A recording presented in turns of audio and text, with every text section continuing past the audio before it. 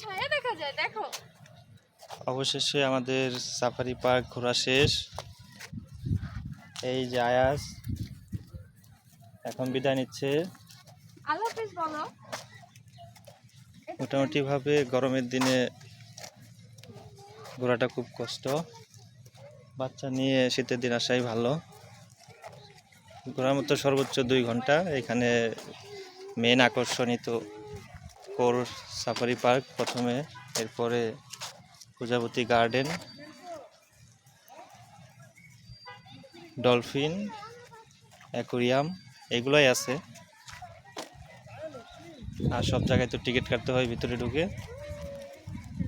তো সাজেস্ট থাকবে আপনারা কেউ আসলে এখানে প্রথমেই একদম প্যাকেজ নিয়ে গেলে মোটামুটি সবই ঢুকে দেখতে পারবেন, কিন্তু কিছু প্যাকেজ না নিলে আপনি মিনিমাইজ করতে পারবেন। আর ওভারঅল সব জায়গায় টিকিট কাটতে হয়, ইভেন টয়লেটে গেলেও 10 টাকার টিকিট কাটতে হয়। তবে সারাদিন আসলে ঘোরার মতো এরকম বেশি সময় লাগে না।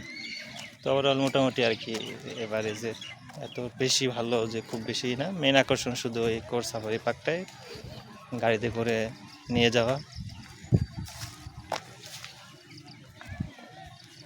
ঠিক আছে, সবাই ভালো থাকেন, ধন্যবাদ।